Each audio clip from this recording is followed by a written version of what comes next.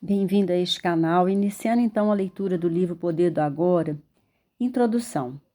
Você está aqui para possibilitar que o propósito divino do universo se revele. Veja como você é importante. Eckhart Tolle. A origem deste livro.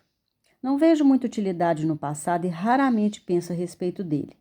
Mas, para que você compreenda a transformação que pode ocorrer na sua vida ao acessar o poder do agora, vou contar como me tornei um mestre espiritual. Até os meus 30 anos, eu era extremamente ansioso, sofria de depressão e tinha fortes tendências suicidas. Hoje parece que estou falando da vida de outra pessoa. Tudo começou a mudar pouco depois do meu aniversário de 29 anos, quando acordei certa madrugada com uma sensação de pavor absoluto. Não era a primeira vez que eu tinha uma crise de pânico, mas aquela com certeza foi a mais forte de todas. Tudo parecia estranho, hostil, absolutamente sem sentido. Senti uma profunda aversão pelo mundo e principalmente por mim mesmo. Qual o sentido de continuar a viver com o peso dessa angústia? Para que prosseguir com essa luta? Um profundo anseio de destruição, de deixar de existir, tinha tomado conta de mim, tornando-se até mais forte do que o desejo instintivo de viver. Não posso mais viver comigo, pensei. Então, de repente, tomei consciência de como aquele pensamento era peculiar. Eu sou um ou sou dois? Se eu não consigo mais viver comigo, deve haver dois de mim, o eu e o eu interior, com quem o eu não consegue mais conviver. Talvez, pensei, só por um ou dois, só um dos dois seja real. Perdão, talvez, pensei, só um dos dois seja real. Fiquei tão atordoado com essa estranha dedução que a minha mente parou. Eu estava plenamente consciente, mas não tinha mais pensamentos. Fui arrastado para dentro do que parecia um vórtice de energia. No início, o movimento foi lento, mas depois acelerou. Fui tomado de um pavor intenso e meu corpo começou a tremer. Ouvia as palavras, não resista, como se viessem de dentro do meu peito. Eu estava sendo sugado para dentro de um vácuo que parecia estar dentro de mim e não do lado de fora. De repente, perdi o medo e me deixei levar. Não me lembro de nada do que aconteceu depois. No dia seguinte, fui acordado por um pássaro cantando no jardim. Nunca tinha ouvido um som tão maravilhoso antes. Meu quarto estava iluminado pelos primeiros raios de sol da manhã.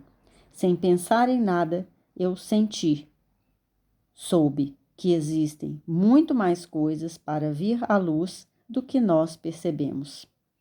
Aquela luminosidade suave que atravessava as cortinas da janela do meu quarto era o próprio amor. Meus olhos se encheram de lágrimas e eu percebi que nunca tinha reparado na beleza das pequenas coisas, no milagre da vida. Era como se eu tivesse acabado de nascer de novo. Durante os 5 meses seguintes, vivi em um estado permanente de paz e alegria. Depois, essa sensação diminuiu de intensidade, ou talvez eu tenha simplesmente me acostumado com ela, pois se tornou meu estado natural. Embora eu continuasse vivendo normalmente, tinha percebido que nada que eu viesse a fazer poderia mudar realmente a minha vida. Eu já tinha tudo de que necessitava. Eu sabia que algo profundamente significativo tinha acontecido, mas não entendi exatamente o que. Só compreendi anos mais tarde, depois de ler muito sobre espiritualidade e de conviver com mestres iluminados. Percebi que eu já tinha vivenciado a transformação que as pessoas tanto desejavam. A pressão intensa do sofrimento daquela noite forçou minha consciência a pôr um fim à sua identificação com a infelicidade e com o falso eu interior, amedrontado que minha mente havia criado para me controlar. Foi uma transformação tão completa que este eu interior sofredor murchou imediatamente, como quando se tira o pino de um brinquedo inflável. O que restou foi a minha verdadeira natureza, a minha presença, a consciência em seu estado puro, anterior e a sua identificação com a forma. Mais tarde, aprendi a entrar numa dimensão interior, eterna e imortal, que havia percebido inicialmente como um vazio e a permanecer plenamente consciente, assim alcançando um estado de profunda paz e bem-aventurança. Eu me entreguei completamente a essa experiência e, durante um bom tempo, abri mão de tudo no plano físico. Não tinha mais emprego, casa, relacionamentos, nenhuma identidade social definida. Passei quase 2 anos sentada em bancos de parque, num estado de profunda alegria. Mas até mesmo as experiências mais bonitas vêm e vão. Retomei minha vida no plano físico, mas o sentimento de paz nunca mais me abandonou.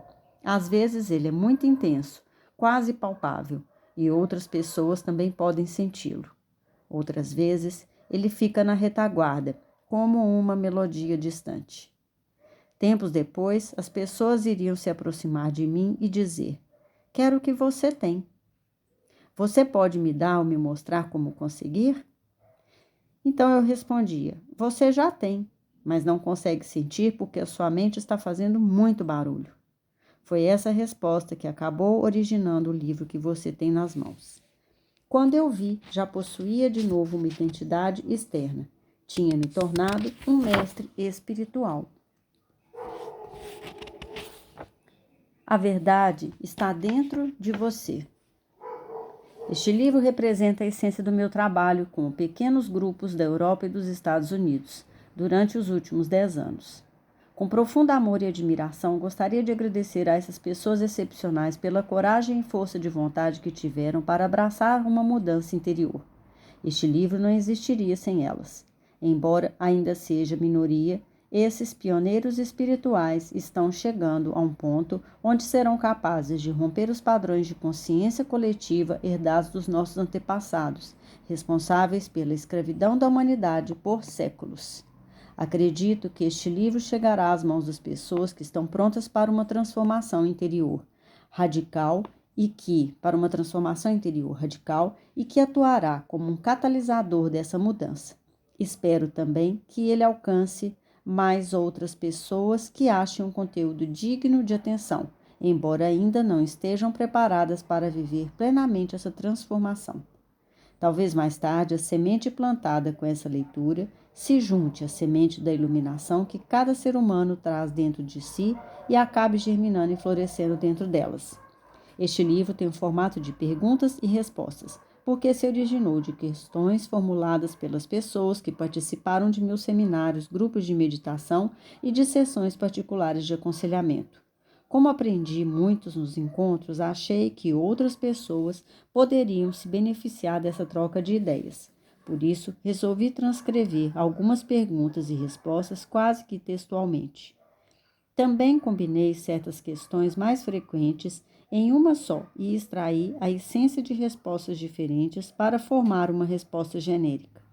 Algumas vezes, enquanto escrevia, deparei com uma ou outra questão inteiramente nova, muito mais profunda ou esclarecedora do que as discutidas anteriormente. Outras questões foram formuladas para esclarecer determinados conceitos. Primeiro, vamos tratar da natureza da consciência humana, do sofrimento e da ilusão criada pela nossa mente. Vou lhe ensinar a reconhecer o que é falso em você e mostrar como a identificação com esse falso eu interior só poderia trazer medo e infelicidade. O próximo passo é se libertar da escravidão. O próximo passo é se libertar da escravidão da sua mente, entrar no estado iluminado de consciência e manter este estado na sua vida cotidiana. Essa profunda transformação da consciência humana não é uma possibilidade distante do futuro. Ela está disponível agora, não importa quem você seja ou onde quer que esteja. Cada palavra deste livro foi planejada para conduzir você a uma nova consciência, à medida que avançar na leitura. Meu objetivo é levar você comigo a um estado de intensa consciência da presença do agora, de modo a lhe proporcionar um vislumbre da iluminação. Talvez, até que você seja capaz de vivenciar o que estou falando, algumas passagens pareçam repetitivas. Mas, assim que conseguir, perceberá a grande carga de poder espiritual contida neste livro. O símbolo de pausa S, depois de certas passagens, é uma sugestão para que você possa parar de ler por alguns instantes, relaxar e vivenciar a verdade do que foi dito. O significado de certas palavras, como ser ou presença, pode não ser claro à primeira vista, mas continue lendo, porque essas questões serão respondidas mais adiante, ou então vão se tornar irrelevantes à medida que você se aprofundar nos ensinamentos e dentro de você mesmo. A mente quer sempre rotular e comparar, mas este livro trará mais benefícios se você não se apegar às palavras. Se for comparar a terminologia que eu uso com a de outros textos espirituais, você pode se confundir, porque emprego palavras como mente, felicidade e consciência em acepções diferentes das usuais. Não leia apenas com a mente. Tome cuidado com o senso de identificação dentro de você. Não há nenhuma verdade espiritual que eu possa lhe contar que já não esteja no seu interior. Só o que posso fazer é chamar sua atenção para algumas coisas que talvez estejam esquecidas. A sabedoria da vida, antiga, mas ainda assim sempre nova, é então ativada dentro de cada célula do seu corpo. Este livro pode ser visto como uma reafirmação em nossos tempos de um ensinamento espiritual atemporal, a essência de todas as religiões. Essa essência não vem de fontes exteriores, mas sim da verdadeira fonte interior. Por isso, não contém teoria nem especulação. Como estou me baseando nessa experiência interior, vez por outra sou muito incisivo, porque quero atravessar as densas camadas de resistência mental e alcançar aquele lugar no seu interior que você já conhece como eu conheço, e onde se pode reconhecer a verdade ou escutá-la. Surge então o sentimento de exaltação e de intensa vivacidade quando algo dentro de você diz: eu sei que isso é verdade. Capítulo 1. Você não é a sua mente. O maior obstáculo para a iluminação. Iluminação. O que é isso? Por mais de 30 anos, o mendigo ficou sentado no mesmo lugar, debaixo de uma marquise, até que um dia, uma conversa com um estranho mudou sua vida. Tem um trocadinho aí para mim, moço? Murmurou, estendendo mecanicamente seu velho boné. Não, não tenho, disse o estranho. O que tem neste baú debaixo de você? Nada, disse o mendigo. Isso aqui é só uma caixa velha. Já nem sei há quanto tempo sento em cima dela. Nunca olhou o que tem dentro? Perguntou o estranho. Não, respondeu. Para quê? Não tem nada aqui não. Dá uma olhada dentro, insistiu o estranho antes de ir embora. O mendigo resolveu abrir a caixa. Teve que fazer força para levantar a tampa e mal conseguiu acreditar ao ver que o velho caixote estava cheio de ouro. Eu sou o estranho, sem nada para dar, que está lhe dizendo para olhar para dentro, não de uma caixa, mas sim de você mesmo. Imagino que você esteja pensando indignado, mas eu não sou um mendigo. Infelizmente, todos que ainda não encontraram a verdadeira riqueza, a radiante alegria do ser e uma paz inabalável são mendigos, mesmo que possuam bens e riqueza material. Buscam do lado de fora migalhas de prazer, aprovação, segurança ou amor, embora tenham um tesouro guardado dentro de si que não só contém tudo isso, mas é infinitamente maior do que qualquer coisa oferecida pelo mundo. A palavra iluminação transmite a ideia de uma conquista sobre-humana, e isso agrada ao ego, mas é simplesmente o estado natural de sentir-se em unidade com o ser. É um estado de conexão com algo imensurável e indestrutível. Pode parecer um paradoxo, mas este algo é essencialmente você e, ao mesmo tempo, é muito maior do que você. A iluminação consiste em encontrar a verdadeira natureza por trás do nome e da forma. A incapacidade de sentir essa conexão dá origem a uma ilusão de separação, tanto de você mesmo quanto do mundo ao seu redor. Quando você se percebe consciente ou inconscientemente como um fragmento isolado, o medo e os conflitos internos e externos tomam conta de sua vida. Adoro a definição simples de Buda para iluminação. É o fim do sofrimento. Não há nada de sobre-humano nisso, não é mesmo? Claro que não é uma definição completa. Ela apenas nos diz o que a iluminação não é. Não é sofrimento. Mas o que resta quando não há mais sofrimento? Buda silencia a respeito. E este silêncio implica que teremos de encontrar a resposta por nós mesmos. Como ele emprega uma definição negativa, a mente não consegue estendê-la, entendê-la como uma crença ou como uma conquista sobre-humana, um objetivo difícil de alcançar. Apesar disso, a maioria dos budistas ainda acredita que a iluminação é algo apenas para Buda e não para eles próprios, pelo menos não nessa vida. Você usou a palavra ser. Pode explicar o que quer dizer isso?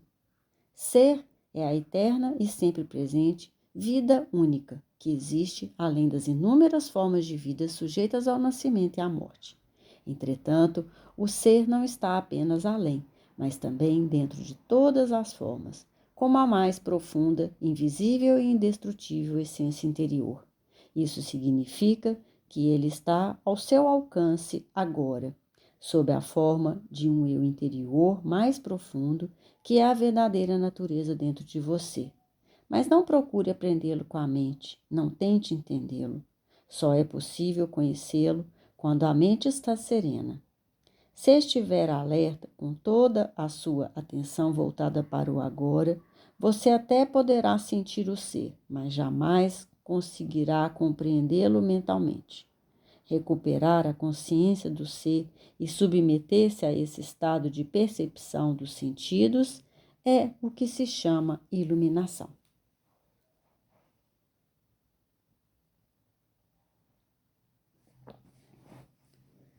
Quando você diz ser, está falando sobre Deus?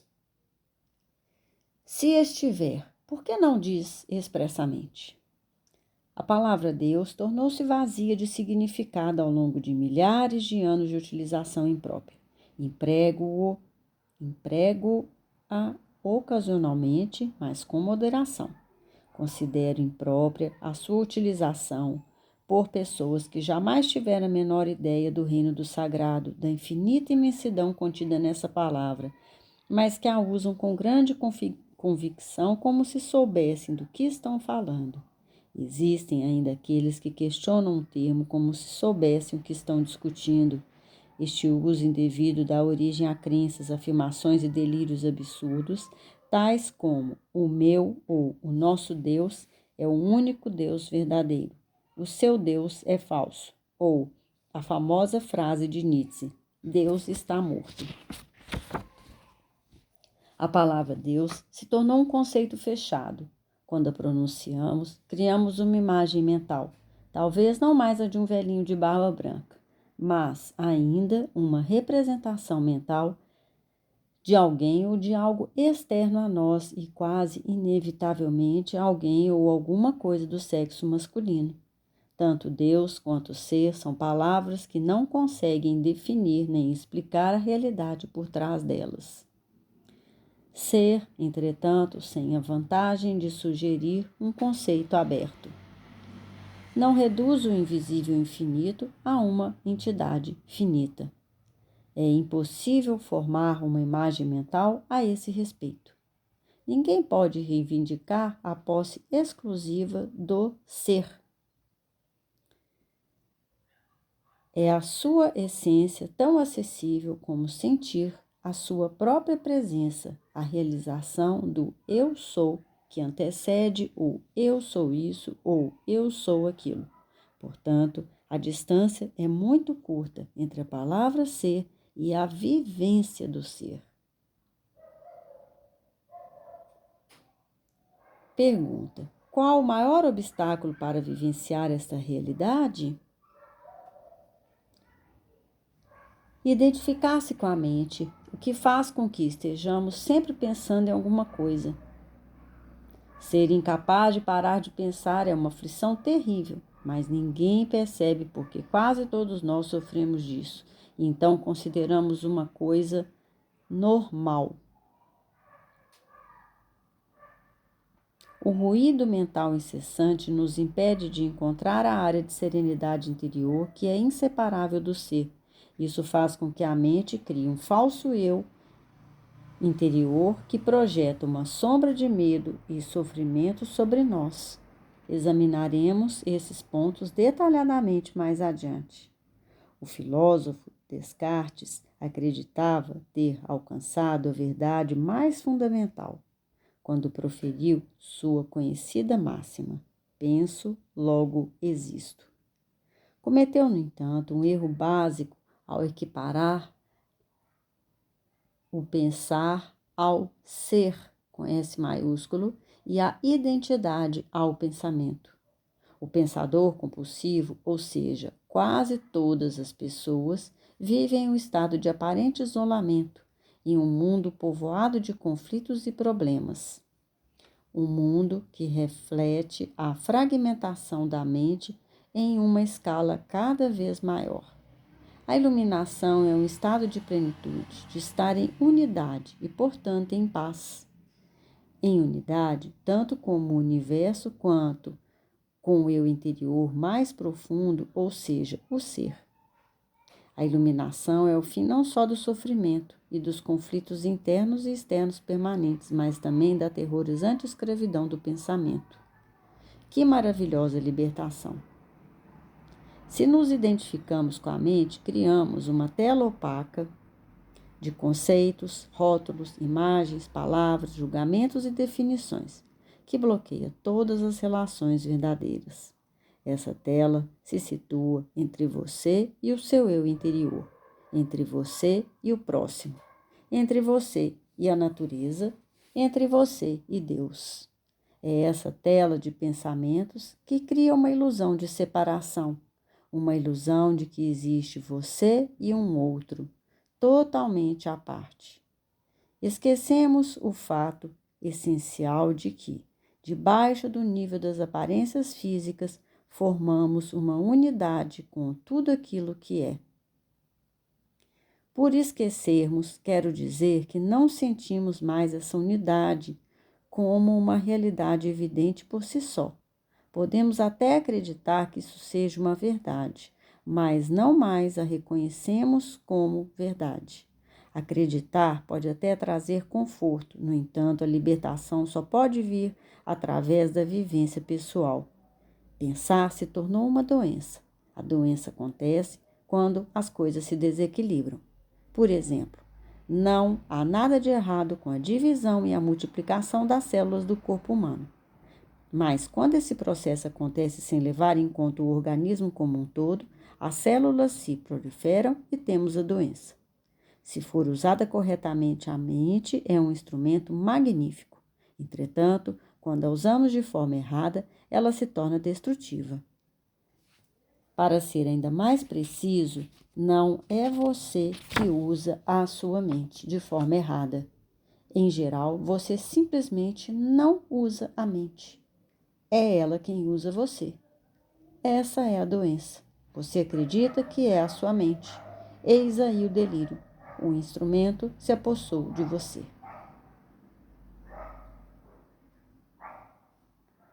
Não concordo muito com isso. É verdade que penso muito sem um objetivo definido, como a maioria das pessoas, mas ainda posso escolher como usar a minha mente para ter e conseguir coisas, e faço isso o tempo todo. Só porque não podemos resolver palavras cruzadas ou construir uma bomba atômica, não significa que estejamos usando a mente. Assim como os cães adoram mastigar ossos, a mente adora transformar dificuldades em problemas. É por isso que ela resolve palavras cruzadas e constrói bombas atômicas, mas essas coisas não interessam a você. Pergunto então, você consegue se livrar da sua mente quando quer? Já encontrou o botão que a desliga? Observação. A ideia é parar de pensar completamente? Não, não consigo, a não ser por 1 ou 2 segundos. Então, é porque a mente está usando você. Estamos tão identificados com ela que nem percebemos quem somos, que somos seus escravos. É quase como se algo nos dominasse sem termos consciência disso e passássemos a viver como se fôssemos a entidade dominadora. A liberdade começa quando percebemos que não somos a entidade dominadora, o pensador. Saber disso nos permite observar a entidade. No momento em que começamos a observar o pensador, ativamos um nível mais alto de consciência. Começamos a perceber, então, que existe uma vasta área de inteligência além do pensamento, e que este é apenas um aspecto diminuto da inteligência. Percebemos também que todas as coisas realmente importantes, como a beleza, o amor, a criatividade, a alegria, a paz interior, surgem de um ponto além da mente. É quando começamos a acordar.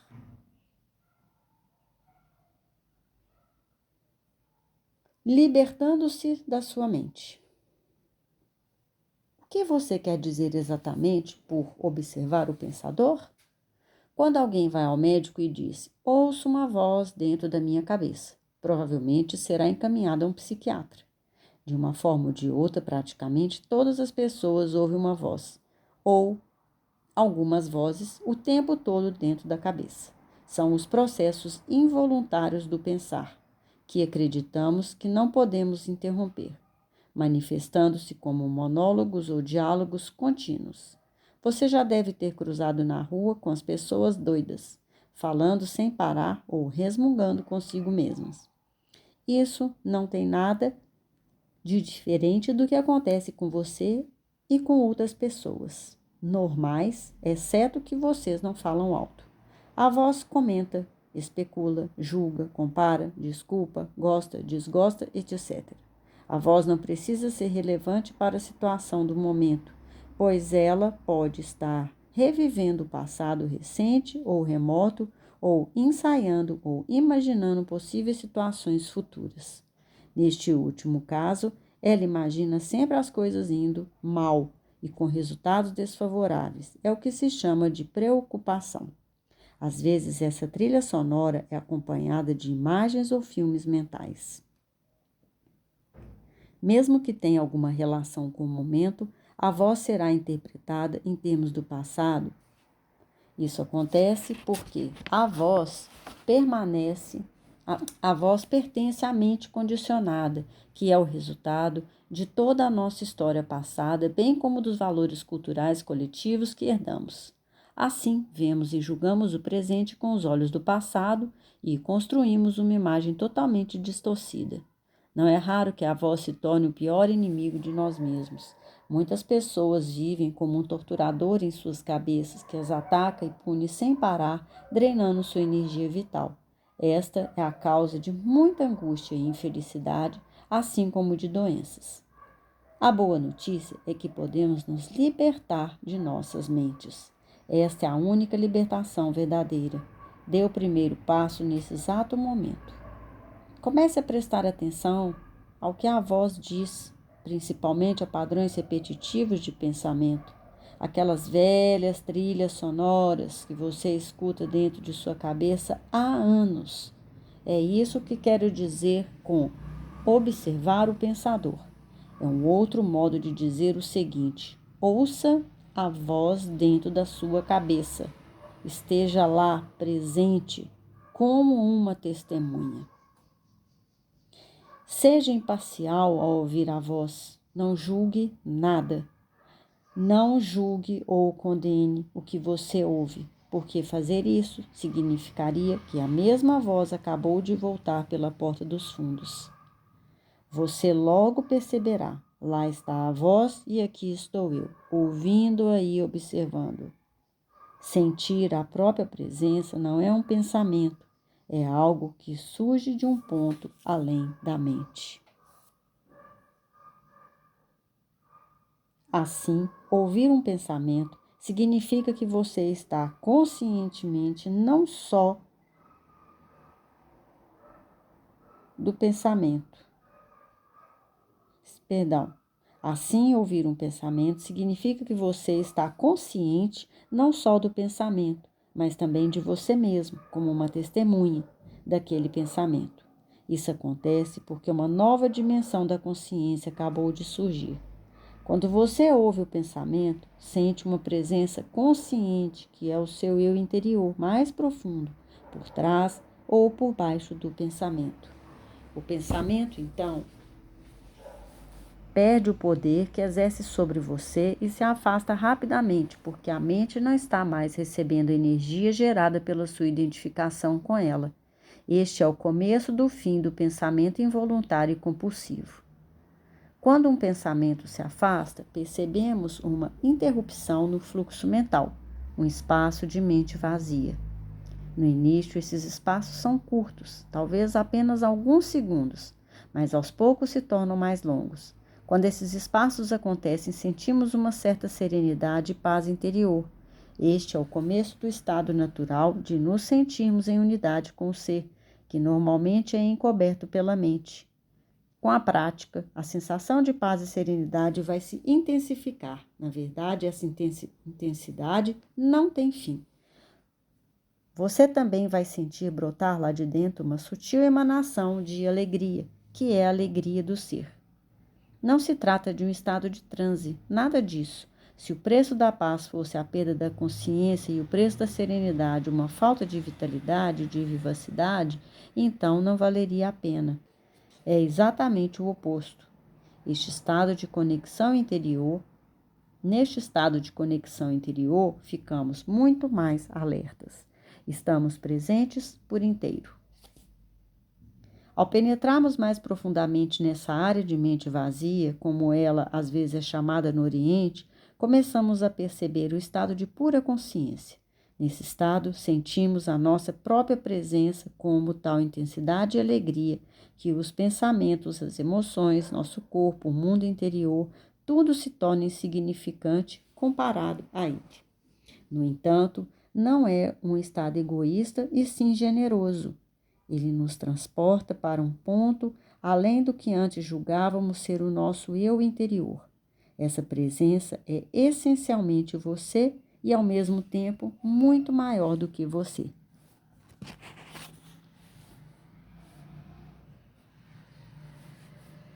Em vez de observar o pensador, podemos também criar um espaço no fluxo da mente, direcionando o foco de nossa atenção para o agora. Torne-se consciente do momento. Isto é profundamente gratificante de se fazer. Agindo assim, desviamos a consciência para longe da atividade da mente e criamos um espaço de mente vazia em que ficamos extremamente alertas e conscientes, mas sem pensar. Essa é a essência da meditação. Na vida diária é possível, por isso em prática, dando total atenção a qualquer atividade rotineira, normalmente considerada como apenas um meio de atingir um objetivo, de modo a transformá-la em um fim em si mesma. Por exemplo, todas as vezes que você subir ou descer as escadas em casa ou no trabalho, preste muita atenção a cada passo, a cada movimento, até mesmo a sua respiração. Esteja totalmente presente, como agora enquanto você lê esse livro. Ou, quando lavar as mãos, preste atenção a todas as sensações provocadas por essa atividade, como o som e o contato da água, o movimento das suas mãos, o cheiro do sabonete e assim por diante. Ou então, quando entrar em seu carro, pare por alguns segundos, depois que fechar a porta, e observe o fluxo de sua respiração. Tome consciência de um silencioso, mas poderoso sentido de presença. Para medir, sem errar, o seu sucesso nesta prática, verifique o grau de paz dentro de você.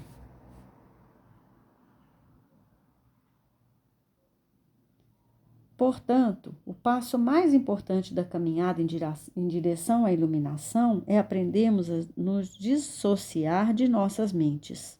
Todas as vezes que criamos um espaço no fluxo do pensamento, a luz de nossa consciência fica mais forte. Um dia você pode se surpreender sorrindo com a voz dentro da cabeça, como sorriria para as travessuras de uma criança. Isso significa que você não está mais levando tão a sério o que vai pela mente, pois o seu eu interior não depende dela. Iluminação, elevando-se acima do pensamento. Nossa mente é um instrumento, uma ferramenta. Está ali para ser usada em uma tarefa específica e depois ser deixada de lado.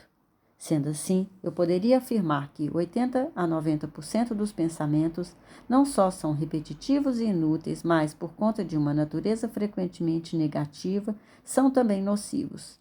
Observe sua mente e verificará como isso é verdade. Essa atitude causa uma perda significativa de energia vital. Este tipo de pensamento compulsivo é, na verdade, um vício.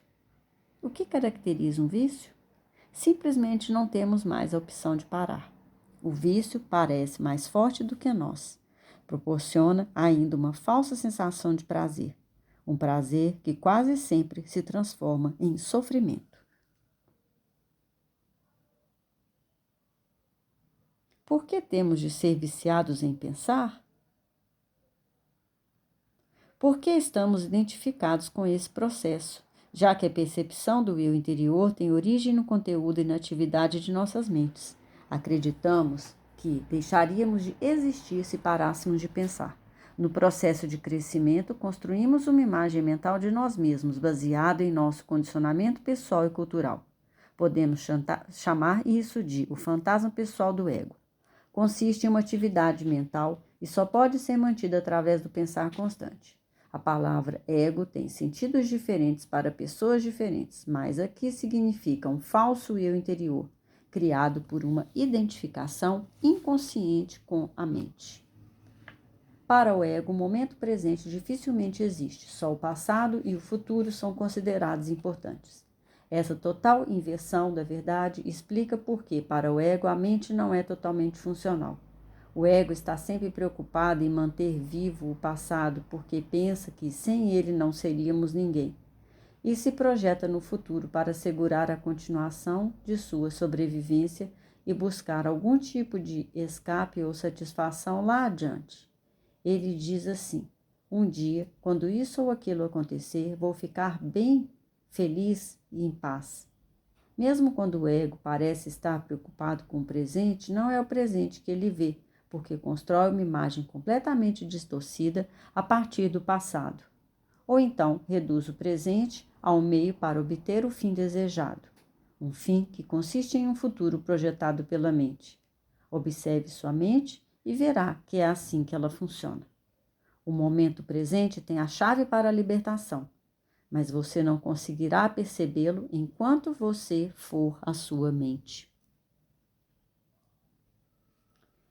Não quero perder a minha capacidade de analisar e criticar. Não me importa em aprender a pensar de forma mais clara, com um sentido mais direcionado, mas não quero perder este dom, que considero o bem mais precioso que temos. Sem ele, seríamos apenas mais uma espécie animal.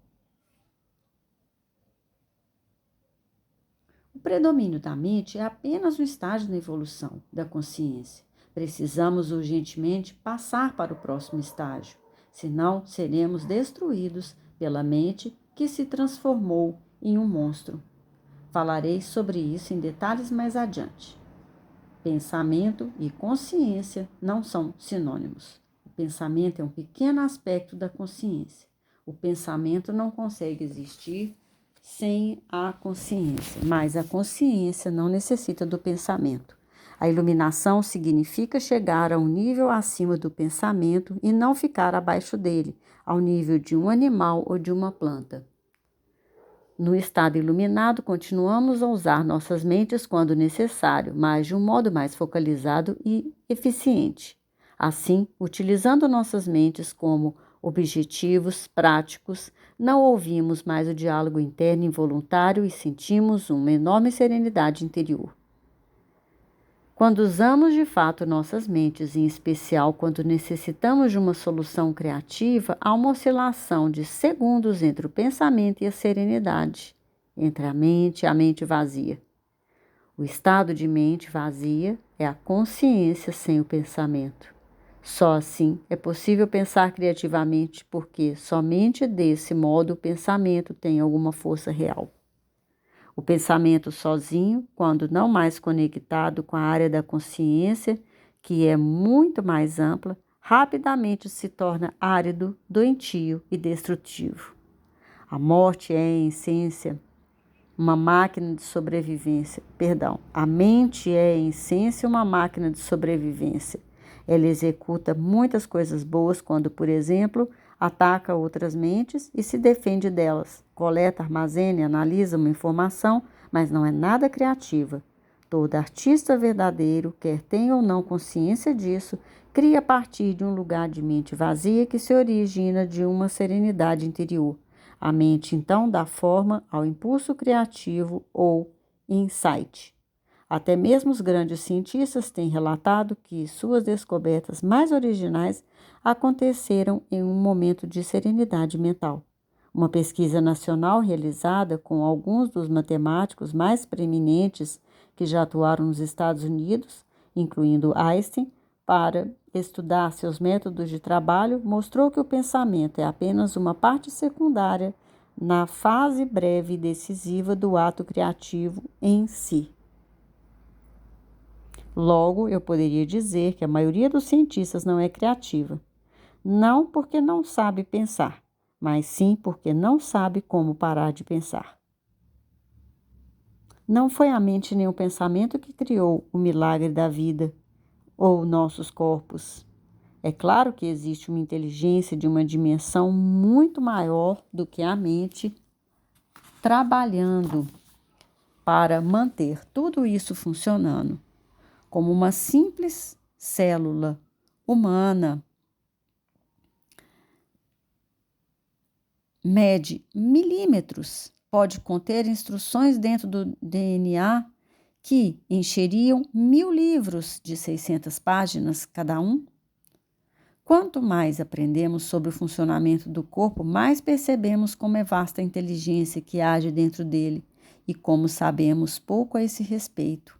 Quando a mente se relaciona com o corpo, transforma-se na mais maravilhosa das ferramentas. Serve, então, a alguma coisa maior do que ela mesma. Emoção. A reação do corpo à mente. E quanto às emoções? Elas me dominam muito mais do que a minha mente? A mente, no sentido em que emprego o termo, não é apenas pensamento. Ela inclui nossas emoções, assim como todos os padrões de reações mentais e emocionais inconscientes. A emoção nasce no lugar onde a mente e o corpo se encontram. É a reação do corpo à nossa mente, ou podemos dizer, um reflexo da mente no corpo. Por exemplo, um pensamento agressivo ou hostil vai acumulando aos poucos uma energia no corpo, a raiva. O corpo está se preparando para lutar. Já a ideia de que nos encontramos sob uma ameaça física ou psicológica faz com que o corpo se contraia, o que é uma manifestação física daquilo que chamamos medo. As pesquisas têm demonstrado que as emoções fortes causam até mesmo mudanças na bioquímica do corpo. Essas mudanças bioquímicas apresentam o aspecto físico-material da emoção. Em geral, não temos a consciência de todos os nossos padrões de pensamento, só é possível trazê-los à consciência quando observamos nossas emoções. Quanto mais identificados estivermos com o nosso pensamento, com as coisas que nos agradam ou não, com os nossos julgamentos e interpretações, ou seja, quanto menos presentes estivermos como consciência observadora, mais forte será a carga de energia emocional, tenhamos ou não consciência disso. Se você não consegue sentir as suas emoções, se as mantém à distância, terminará por senti-las em um nível puramente físico, como um sintoma ou um problema físico. Muito se tem escrito a respeito disso nos últimos anos, portanto, não precisamos nos aprofundar no assunto. É possível que um forte padrão emocional inconsciente venha se manifestar como um acontecimento externo, algo que parece acontecer só com você.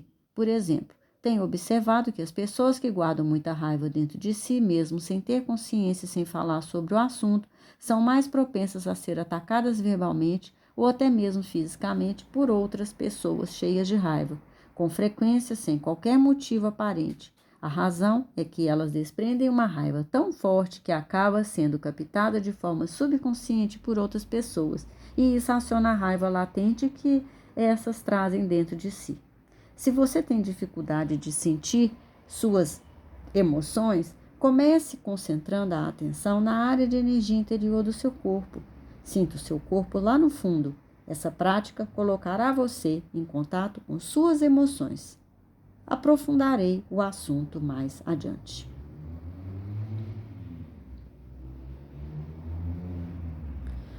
Você diz que a emoção é o reflexo da mente no corpo, mas às vezes ocorre um conflito entre os dois quando a mente diz não e a emoção diz sim, ou vice-versa. Se quisermos conhecer mesmo a nossa mente, o corpo sempre nos dará um reflexo confiável. Portanto, observe a sua emoção, ou melhor, sinta-a em seu corpo. Se houver um aparente conflito entre os dois, a verdade estará na emoção e não no pensamento. Não a verdade definitiva sobre quem você é, mas a verdade relativa do estado de sua mente naquele momento. É bastante comum ocorrerem conflitos entre os pensamentos superficiais e os processos mentais inconscientes. Mesmo que você ainda não seja capaz de trazer a sua atividade mental inconsciente para um estado de consciência sobre a forma de pensamento, ela estará sempre refletida no seu corpo como uma emoção, e isso você pode passar a perceber. Observar uma emoção por este ângulo é basicamente o mesmo que ouvir ou observar um pensamento, como descrevi anteriormente. A única diferença é que o pensamento está na sua cabeça, enquanto a emoção, por conter um forte componente físico, se manifesta em primeiro lugar no corpo. Você pode permitir que a emoção esteja ali sem deixar que ela assuma o controle. Você não é mais a emoção, você é o observador, a presença que observa nesse caso. Ao praticar isso, tudo que está inconsciente será trazido à luz de sua consciência. Então, observar nossas emoções é tão importante quanto observar nossos pensamentos? Sim, habitue-se a perguntar o que está acontecendo com você neste exato momento. Essa questão lhe indicará a direção certa, mas não analise, apenas observe. Concentre sua atenção dentro de você. Sinta a energia da emoção. Se não há emoção presente, concentre sua atenção mais fundo no campo da energia interna do seu corpo. Esta é a porta de entrada para o ser.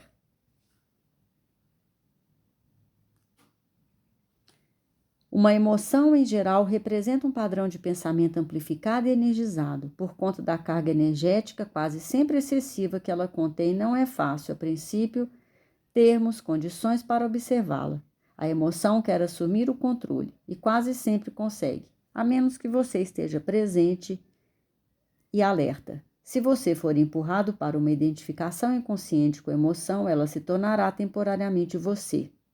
É comum se estabelecer um círculo vicioso entre o pensamento e a emoção, porque um alimenta o outro. O padrão do pensamento cria um reflexo amplificado de si mesmo na forma de uma emoção, fazendo com que a frequência vibratória desta permaneça alimentando o padrão de pensamento original. Ao lidar mentalmente com a situação, acontecimento ou pessoa que é identificado como causadora daquela emoção, o pensamento fornece energia para a emoção, a qual, por sua vez, energiza o padrão de pensamento e assim por diante. Basicamente, todas as emoções são modificações de uma emoção primitiva, não diferenciada, cuja origem é a perda da percepção de quem somos por trás do nome e da forma. É difícil encontrar um nome que descreva essa emoção primitiva. A palavra medo é mais próxima, mas, além do sentido de ameaça permanente, ela pode ser entendida como um profundo sentimento de abandono e incompletude. Por isso, talvez seja melhor usar a palavra que não se confunda tanto com aquela emoção básica e chamar isso simplesmente de sofrimento. Uma das principais tarefas da mente, uma das razões de sua atividade incessante, é de combater ou eliminar o sofrimento emocional, embora ela, inevitavelmente, só consiga encobri-lo por um tempo. De fato, quanto mais a mente tenta se livrar do sofrimento, mais ele aumenta. A mente nunca pode achar a solução, nem pode permitir que encontremos a solução, porque é ela mesma uma parte intrínseca do problema.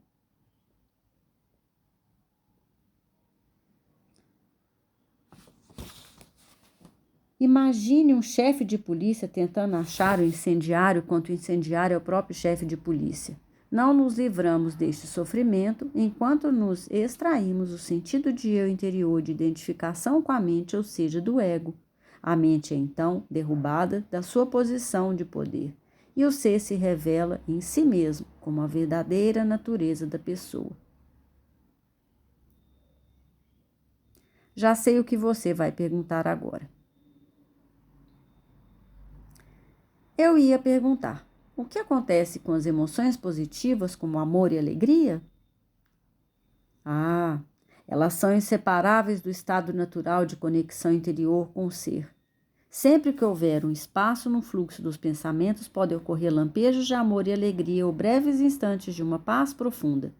Para a maioria das pessoas, tais espaços raramente acontecem, e mesmo assim, por acaso, nas ocasiões em que a mente fica sem palavras, instigada por uma beleza estonteante, uma exaustão física extrema ou mesmo um grande perigo, de repente se instala uma serenidade interior, e dentro dessa serenidade existe uma alegria sutil, mas intensa, existe amor, existe paz. Normalmente, tais momentos têm vida curta, pois a mente logo reassume essa atividade barulhenta, a que chamamos pensamento. O amor e a alegria e a paz não conseguem florescer, a menos que tenhamos nos livrado do domínio da mente. Mas eu não os chamaria de emoções. Eles estão por baixo das emoções em um nível mais profundo. Portanto, precisamos nos tornar plenamente conscientes de nossas emoções e sermos capazes de senti-la, antes de sermos capazes de sentir aquilo que está além delas. A palavra emoção significa, literalmente, desordem. A palavra vem do latim emovere, que significa movimentar. Amor, alegria e paz são estados profundos do ser, ou melhor, 3 aspectos do estado de ligação interior com o ser. Assim, não possuem opositores pela simples razão de que surgem por trás da mente. As emoções, por outro lado, sendo uma parte da mente dualística, estão sujeitas à lei dos opostos. Isso quer dizer simplesmente que não se pode ter o bom sem que haja o mal.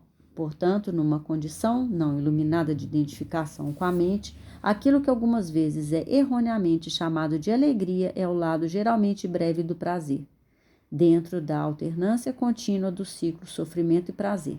O prazer sempre se origina de alguma coisa externa a nós, ao passo que a alegria nasce do nosso interior.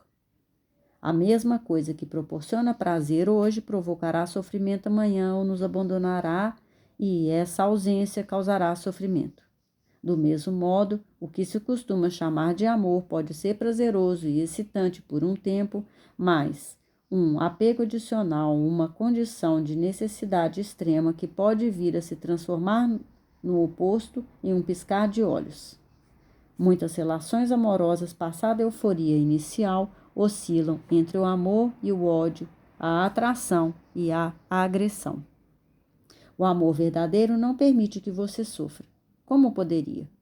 Não se transforma em ódio de repente, assim como a verdadeira alegria não se transforma em sofrimento.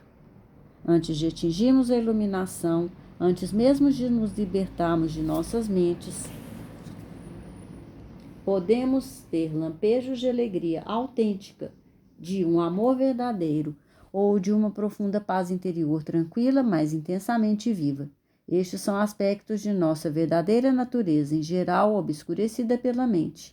Mesmo dentro de uma relação normal de dependência, é possível haver momentos em que podemos sentir a presença de algo genuíno, incorruptível, mas serão somente lampejos a serem logo encobertos pela interferência da mente.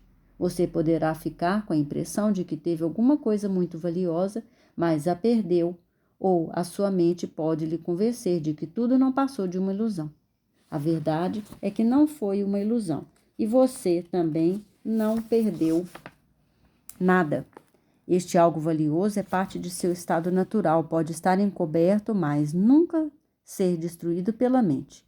Mesmo quando o céu está totalmente coberto, o sol não desapareceu. Ainda está lá, por detrás das nuvens. Buda diz que a dor ou sofrimento surge através de desejos ou anseios e que para se libertar da dor é preciso romper as amarras do desejo. Todos os anseios nascem da busca da mente por salvação ou satisfação nas coisas externas e no futuro, como substitutos da alegria do ser. Se somos nossas mentes, somos aqueles anseios, aquelas necessidades, desejos, apegos e aversões. Fora deles, não existe o eu, exceto como uma mera possibilidade, um potencial não preenchido, uma mente que ainda não geminou. Nessa condição, até mesmo o desejo de nos tornarmos livres ou iluminados não passa de mais um desejo a ser realizado ou concluído no futuro. Portanto, não busque se libertar do desejo ou adquirir a iluminação. Torne-se presente. Esteja lá, como observador da mente. Em lugar de citar Buda, seja o iluminado, que é o que a palavra Buda significa. Os seres humanos têm vivido enredados pelo sofrimento por séculos e séculos, desde que decaíram no estado de graça, penetraram no domínio do tempo e da mente e perderam a percepção do ser. Neste momento, começaram a se perceber como fragmentos sem sentidos em um universo estranho, sem conexão com a fonte e com o seu semelhante. Enquanto estivermos identificados com as nossas mentes, o que significa dizer: enquanto estivermos inconscientes espiritualmente, o sofrimento será inevitável. Refiro-me aqui ao sofrimento emocional, que é também a causa principal do sofrimento físico e da doença. O ressentimento, o ódio, a autopiedade, a culpa, a raiva, a depressão, o ciúme, até mesmo uma leve irritação são fontes de sofrimento. E qualquer prazer ou forte emoção contém em si a semente do sofrimento. É o inseparável oposto que se manifestará com o tempo. Quem já tomou bebidas alcoólicas ou drogas para ficar alto, sabe que o alto se transforma em baixo, que o prazer se torna uma forma de sofrimento. A maioria das pessoas também sabe, por experiência própria, como uma relação íntima pode se transformar de um modo fácil e rápido de fonte de prazer em fonte de sofrimento. Vistas de uma perspectiva mais ampla, tanto a polaridade negativa quanto a positiva são lados de uma mesma moeda. São partes de um sofrimento que está oculto, inseparável do estado de consciência identificado com a mente. Existem 2 níveis de sofrimento: o que você cria agora e o que tem origem no passado, que ainda vive em sua mente e no seu corpo. Deixar de criar sofrimento no presente e dissolver o sofrimento do passado. É sobre isso que desejo falar com você agora. Finalizamos aqui, então, o capítulo 1.